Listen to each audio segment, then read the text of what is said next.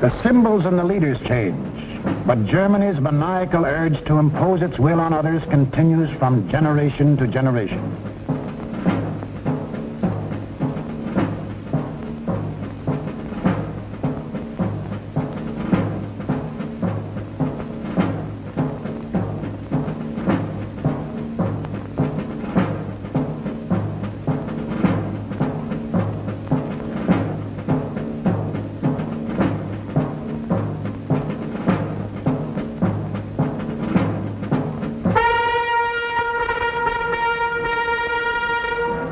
In the last 75 years, this madness has cost the world more than 20 million killed, more than 60 million wounded, more than 200 million made homeless.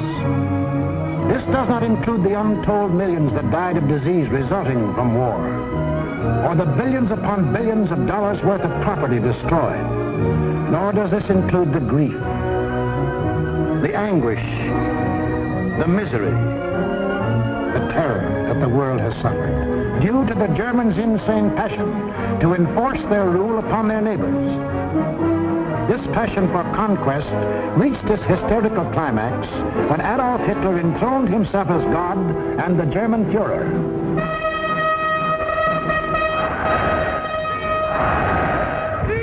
What fantastic dreams was this humorless man dreaming as he stood at Nuremberg and looked down on his fanatic followers?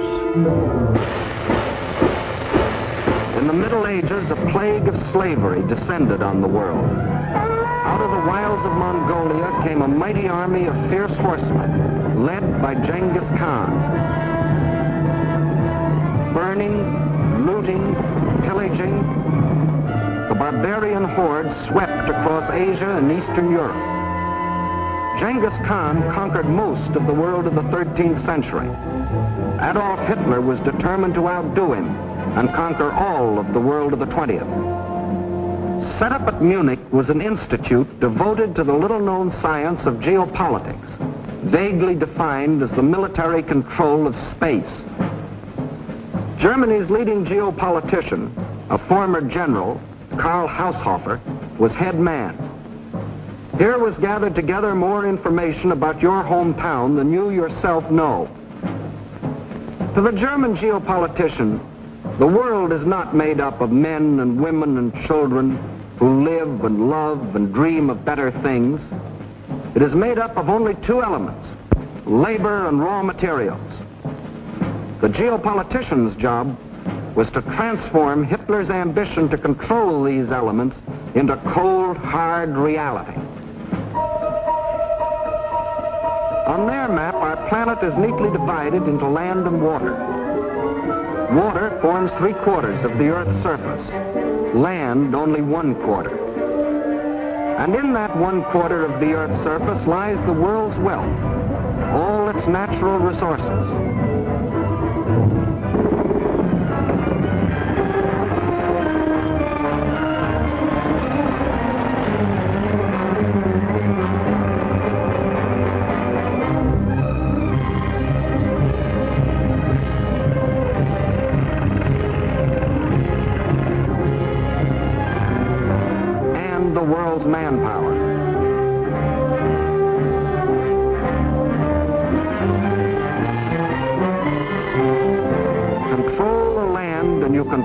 the world. That was Hitler's theory. This all-important land, the geopoliticians now break up into two areas. One, the Western Hemisphere, which, together with Australia and all the islands of the world, including Japan, comprises 1/3 of the land area. The other area, which consists of Europe, Asia, and Africa, makes up the other 2/3. This supercontinent, which they call the World Island, is not only twice as large as the rest of the land area, but also includes 7/8 of the world's population. The heart of this world island comprises Eastern Europe and most of Asia. This they call the Heartland, which just about coincides with the old empire of Genghis Khan. Hitler's step-by-step plan for world conquest can be summarized this way. Conquer Eastern Europe, and you dominate the Heartland. Conquer the Heartland, and you dominate the world island. Conquer the world island, and you dominate the world. That was the dream in Hitler's mind as he stood at Nuremberg. Hitler, Sieg! Sieg!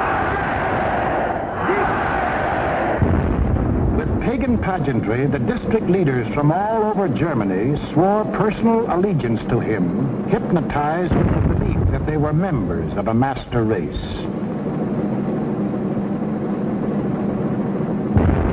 This film will deal with Act One of the Nazi bid for world power, the most fantastic play in all recorded history.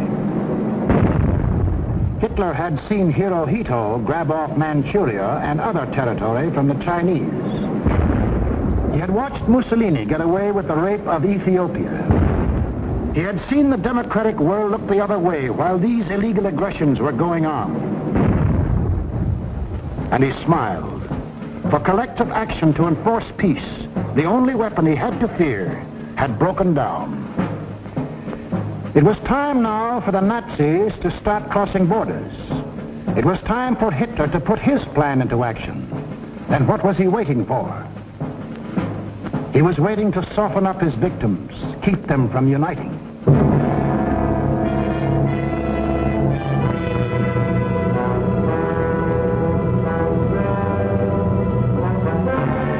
For the softening up process, he sent his agents all over the world disguised as tourists, students, and commercial travelers. Payoff men like Ribbentrop came too, to bribe, threaten, and form local fascist parties such as de Grelle and his Rexist party in Belgium, Henlein in Czechoslovakia, Seyss-Inquart and his National Socialists in Austria. In Britain, Sir Oswald Mosley offered himself to the people as a Hitler with an Oxford accent. In other words, I'm told that Hitler is mad. Well, I've got another view myself. Until the day when they would make easy Hitler's actual invasion, these subversive fascist organizations provoked riots and rebellions, creating scenes like these in France.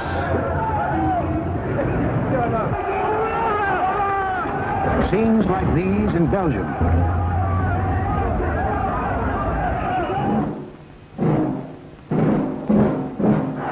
And where do you think this is? Right in Madison Square Garden, USA. And this is Fritz Kuhn, leader of the German-American Bund, hiding behind the American flag, but taking his orders from Berlin and copying the methods of Berlin. That was the softening up process outside Germany. But inside Germany, it was a different story.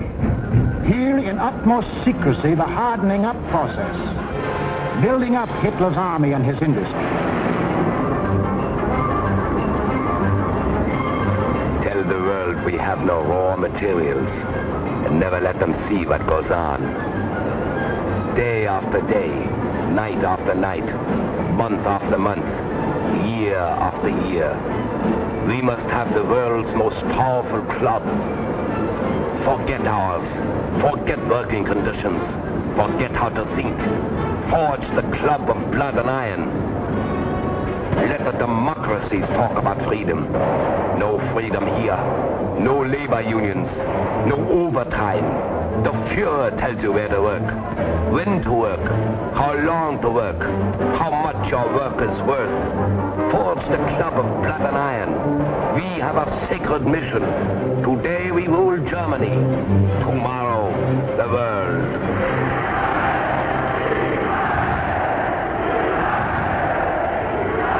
For those who don't like it, you don't eat. Or you disappear into a concentration camp. Or you get this. And this is the man who gives it to you.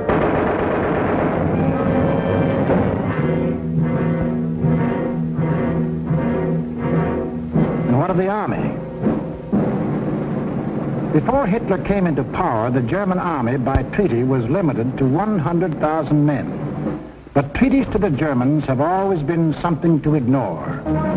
These 100,000 men were, in reality, 100,000 highly trained officers, the men who lead the Nazi regiments today. But Hitler didn't merely ignore the treaty. He tore it up, and in 1935 ordered national conscription. Simultaneously, he ordered German youth to become air-minded. Toy gliders filled the air. But as the boys grew bigger, so did the gliders. Soon these same youths were trained pilots, flying the new planes the factories were producing. The Luftwaffe was being assembled.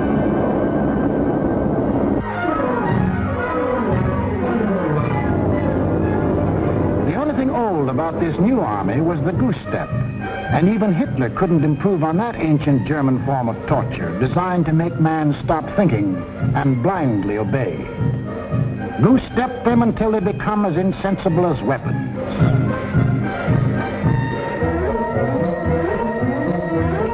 Everything else was new. Tanks, motorized equipment, and one of our own inventions, the dive bomber. This rearmament was strictly illegal, according to the Versailles Treaty. And the next illegal step Hitler took was to march his troops into the Rhineland, a strip of land between Germany and France, demilitarized after the last war as a precaution against future German aggression.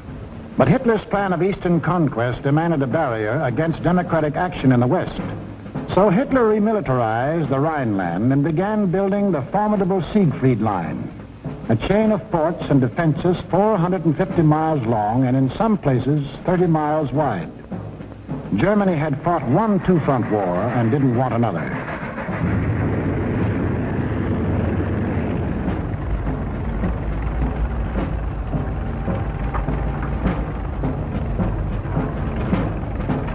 As many as 500,000 men worked as much as 20 hours a day to build 22,000 fortified positions on land, where, by treaty, no German soldier was supposed to set foot.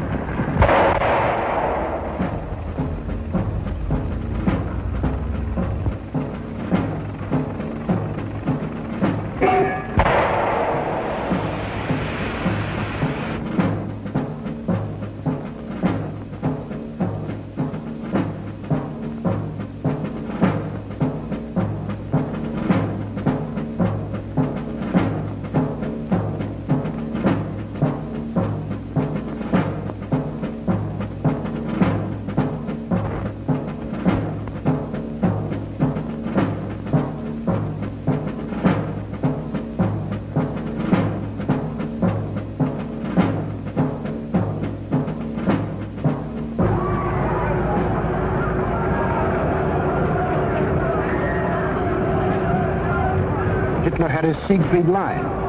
He had his equipment. He had his army. Now to unveil the German might and terrorize his victims into submission. General staffs all over the world anxiously awaited the report of their military attachés. A would-be peaceful world learned that a vast military power had materialized out of nowhere. A power controlled by one man who tore up treaties as we tear up ticker tape.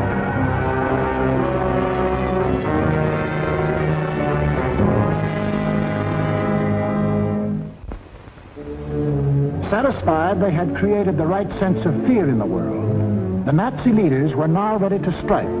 The hour had come. It was time to start conquering Eastern Europe, according to the plan of Hitler's geopoliticians. It was time to win the domination of the heartland.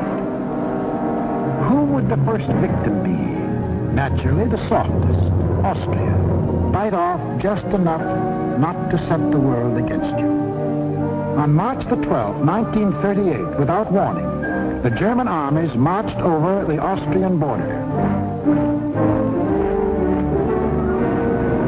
It was really only a full-scale invasion test, and Hitler rode in triumph into Vienna. Even the very name of Austria disappeared from the map, though Hitler had promised earlier to the world. The assertion that it is the intention of the German Reich to coerce the Austrian state is absurd. Why was Austria important to Hitler? It put him on the southern flank of Czechoslovakia, and Czechoslovakia was the key to the control of Eastern Europe. The German Chancellor Bismarck explained that years ago when he said, "He who would conquer Europe must first hold the bastions of Bohemia." And Bohemia was now part of Czechoslovakia. But Czechoslovakia was tough. It had a good army. It had good equipment. It had one of the finest munition plants in the world, the Skoda Works, which Hitler wanted very badly. It had incorruptible President Danish. It had a military alliance with France, and France had a military alliance with Britain. Hitler had to move carefully, find excuses to take Czechoslovakia one piece at a time. He found his excuse in the Sudetenland, a portion of Czechoslovakia bordering Germany. Here lived some people of German origin, although they had never been a part of Germany itself. That was Hitler's cue. Completely ignoring the fact that most people who left Germany had done so to get away from things like Hitler, he sprang his pet theory that every person of German blood, no matter where he lived, belonged to the Nazi Reich. Germans or descendants of Germans, often with no more than a drop of German blood in their veins, suddenly learned that they were godlike, not subject to the laws of the land in which they live and to which they owe their allegiance, whether it be Czechoslovakia, Norway, Sweden, China, the United States, or Timbuktu. According to the Nazis, the German was a special creature who remained forever German, to the 6th and 7th generation, and must take his orders from Berlin. Some people we know of German descent think this is a lot of hogwash.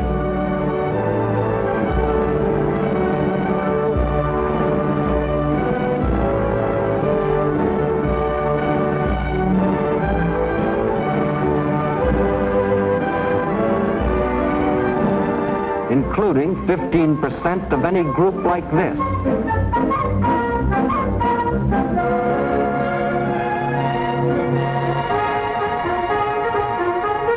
But in the Sudetenland, he found some stooges who fell for this bunk. Konrad Henlein was their Bush League Führer. The people of the Sudetenland were told they should be liberated. They were told Hitler was their liberator. The Nazis smuggled over their standard softening up equipment, blackjacks. And when the Czechs were beaten up trying to combat his fifth columnists, Hitler screamed the Germans were being persecuted and threatened war unless he got the Sudetenland. It is the last territorial claim I have to make in Europe. I have assured Mr. Chamberlain, and I repeat it here, that when this problem is solved, there is for Germany no further territorial problem in Europe. We want no Czechs. To the League of Nations, Foreign Minister Maxim Litvinov announced that Russia stood ready to back concerted action against Germany. But once again, there was to be no concerted action. The Czechs mobilized and closed their borders. The leaders of France and Britain, desperately striving to avoid war, flew to meet the jubilant Axis leaders at Munich. On September 29th, in return for Hitler's guarantee of world peace, Chamberlain and Daladier prevailed upon Czechoslovakia to give up the Sudetenland without a fight. In Czechoslovakia, the Munich Pact was greeted by riots of protest. But Daladier returned to France to be greeted by cheers from a relieved French people. And in Britain, a happy Chamberlain came back declaring he had achieved peace in our time. One of the most tragic and ironic scenes in all history. This morning,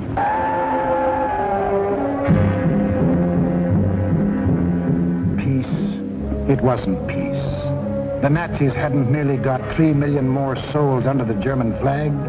By taking the Sudetenland, they had made Czechoslovakia defenseless. For in this territory lay the natural defenses, the mountain ranges, and a defensive line of forts, considered even stronger than the Maginot Line.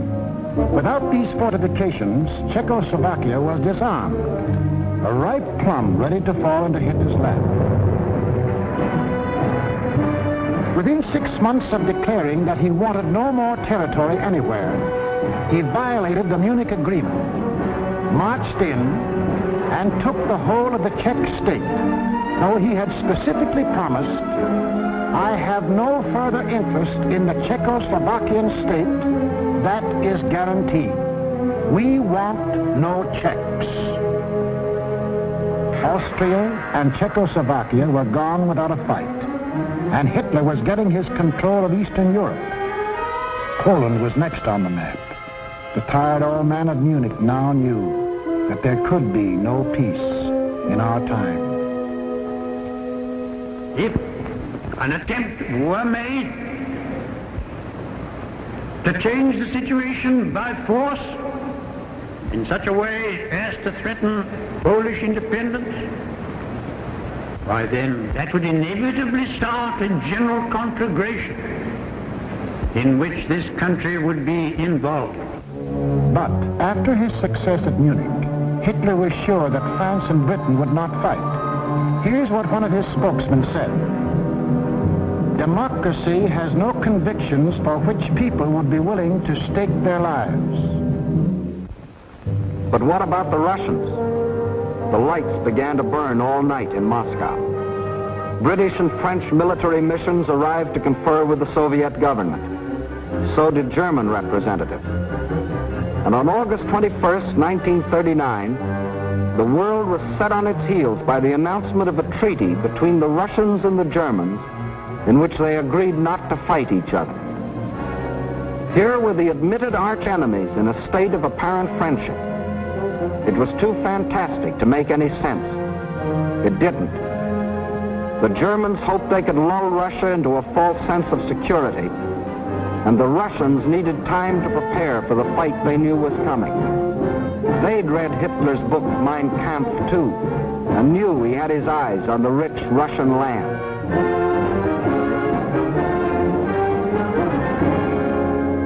Confident that Russia was safely pigeonholed and that the democracies would not fight, the Nazis started singing their favorite theme song, that all people of German blood belonged to them, and picked Danzig as their excuse for the gobbling up of Poland.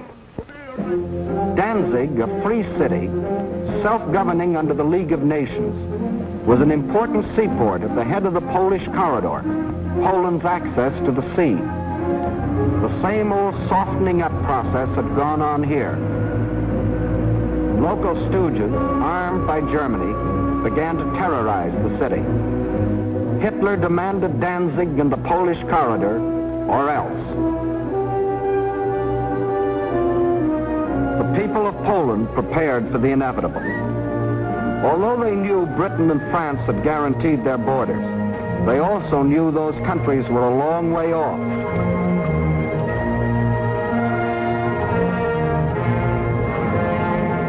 Germany's theft of Czechoslovakia had made Poland's strategic position even worse.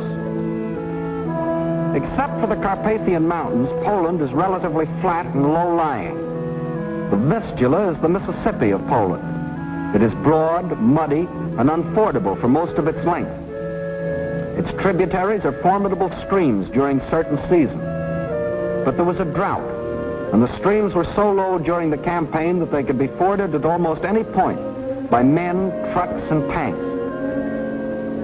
Militarily, the Vistula offered the best line of defense.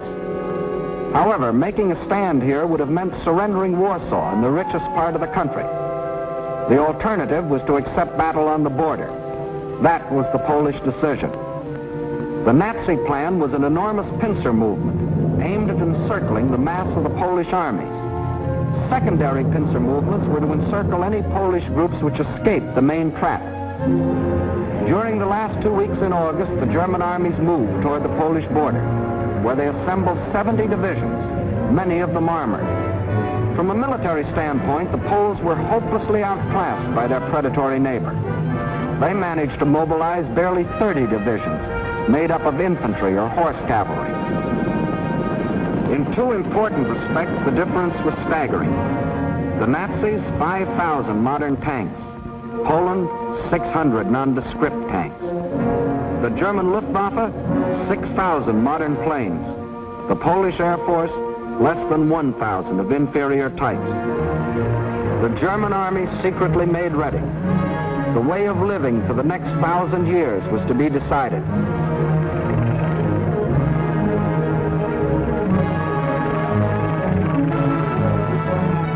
The fire that had begun in Manchuria and spread through China and Ethiopia and Spain would now blaze around the world.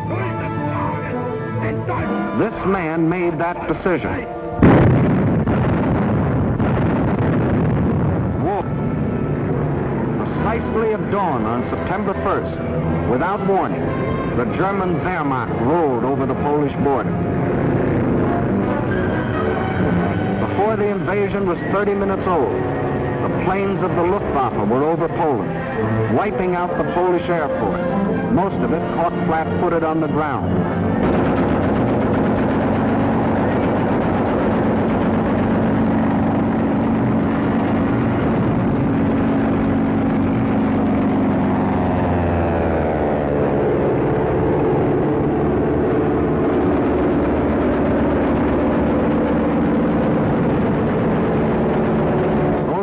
That did get off faced overwhelming odds and were shot out of the sky.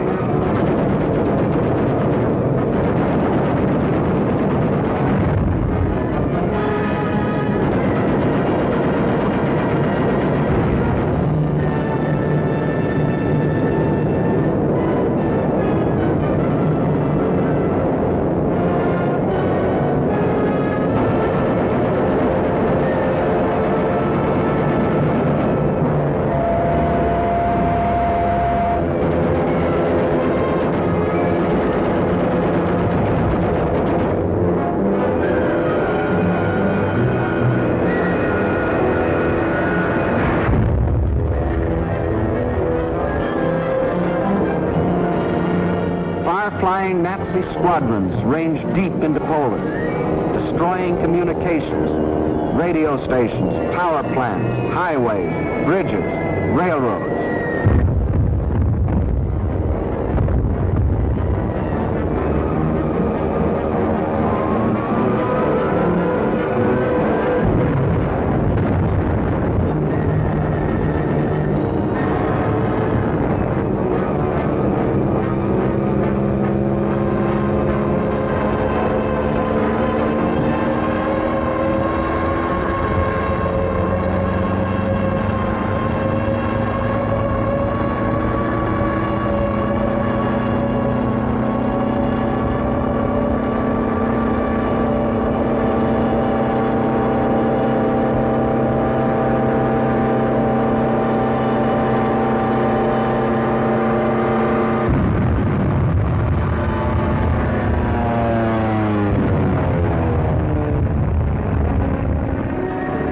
army was disorganized by the loss of its airports and the disruption of communications.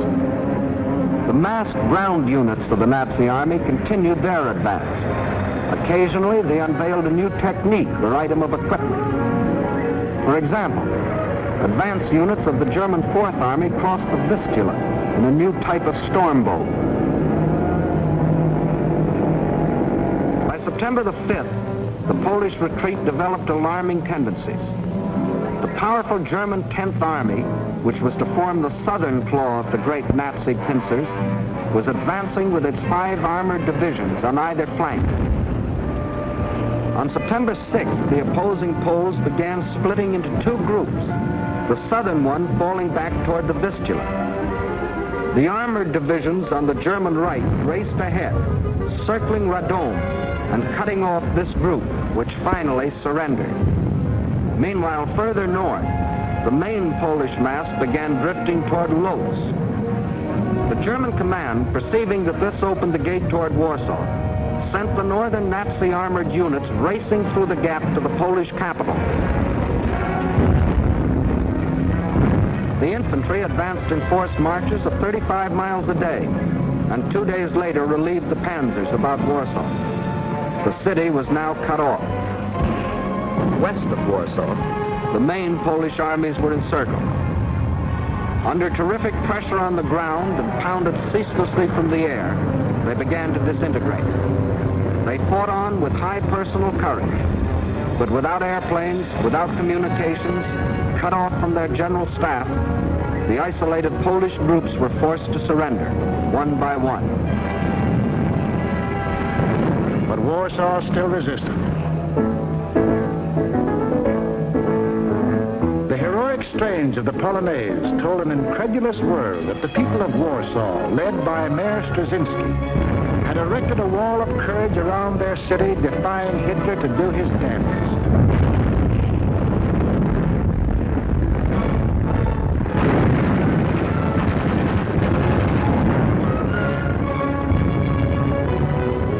Stopped cold by the city's desperate resistance, the Nazis were forced to send for heavier artillery. The only source of such artillery was Germany's Western Front.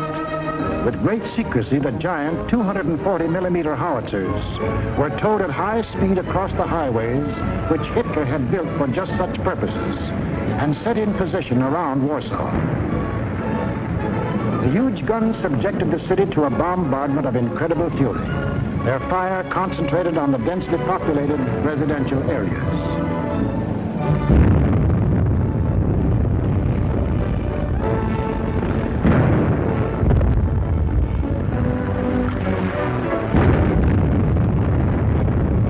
For 20 days of death and horror, every man, woman, and child fought to save his city.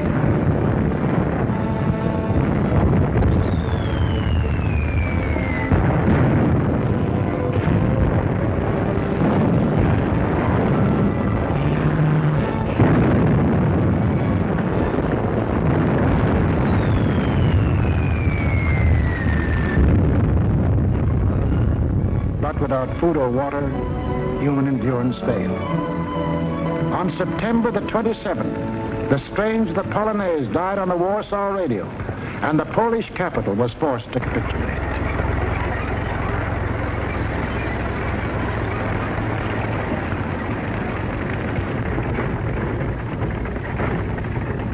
Now all Polish resistance was at an end, except here, the Westerplatte forts opposite Danzig. This small island of stubborn defiance had stood up under the fire of German warships from the first day. Its guns silenced, its forts shattered, it still refused to surrender, even under point-blank fire at 800 yards range. It was an exhibition of Polish valor that will go down in history, but militarily it could not avail. On October the 1st, the garrison at last surrendered. Surrendered to face the fate of these men, Polish prisoners being marched off to Nazi prison camps, an eventual extermination. For the Nazi master race theory calls for the complete wiping out of so-called inferior races. And in village after village, local Judases point out loyal Polish neighbors.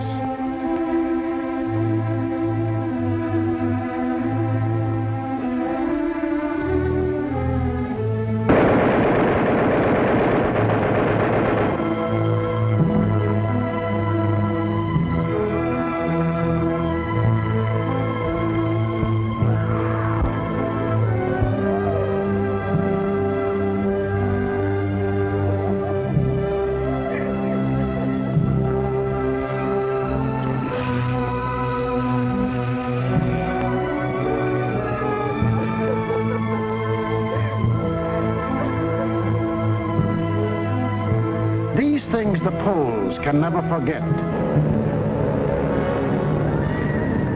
including another one of Hitler's famous promises. Germany has concluded a non-aggression pact with Poland. We shall adhere to it unconditionally. The world now knew that a non-aggression pact with Hitler was the kiss of death.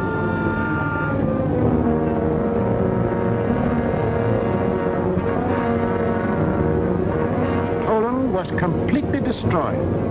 Completely? Not quite. During the last days of the campaign, the Russian army entered eastern Poland and took up positions along the Bug River. The two strongest armies in Europe faced each other. Hitler could decide now whether to keep on heading east or call it quits. He called it quits. Why did Hitler quit here? He had to. To continue a drive to the east would leave Germany facing the threat he had always sworn to avoid, a two-front war. How he met that threat you will see in the next film. What Hitler thought impossible was anything but. The day after Hitler crossed the Polish border, France called up her reservists. Within 24 hours, British planes had bombed German warships in the Kiel Canal.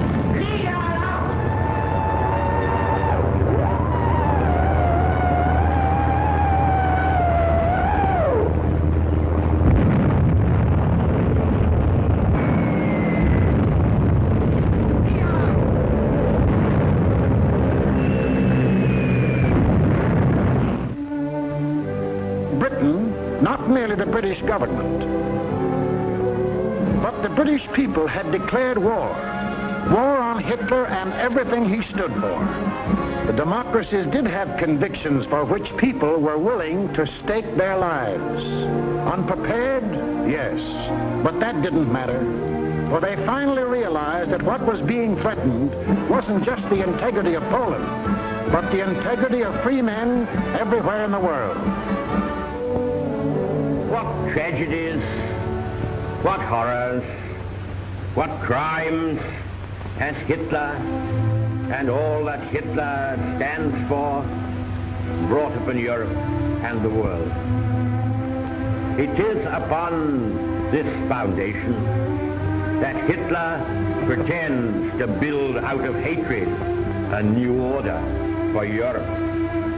But nothing is more certain than that every trace of Hitler's footsteps, every stain of his infected and corroding fingers will be sponged and purged, and if need be, blasted from the surface of the earth. Lift up your hearts. All will come right.